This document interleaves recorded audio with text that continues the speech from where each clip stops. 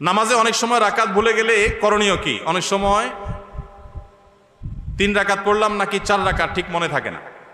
নামাজে রাকাত সংখ্যা নিয়ে যদি আমাদের সমস্যা হয়, এই সমস্যা তো প্রায়ই হয়, তাই না?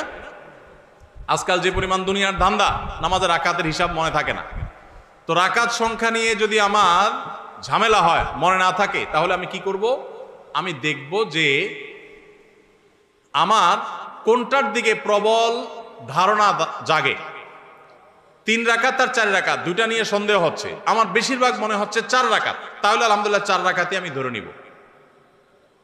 আর যদি বেশিরভাগ মনে হয় 3 রাকাত, তাহলে 3 রাকাতই আমি ধরে নিব। প্রবল ধারণা যেটা হবে সেটাই আমি ধরে নিব এবং শেষে সিজদা সাও দিয়ে নিব।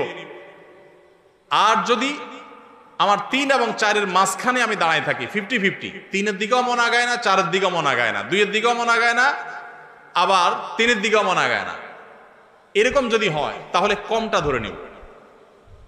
পরিষ্কার হাদিসে নবী সাল্লাল্লাহু আলাইহি ওয়াসাল্লাম নির্দেশনা রয়েছে ব্যাপারে। যেমন 3 আর 4 নিয়ে যদি ডাউট হয় এবং 50-50 থাকেন, মাঝখানে দাঁড়ায় আছেন, কোনো দিকে মন টানে না, তাহলে আপনি 3 ধরে নেবেন। 3 ধরে নামাজ শেষ করবেন, শেষে সিজদা সাও দিয়ে দিবেন, বাস নামাজ হয়ে যাবে ইনশাআল্লাহ।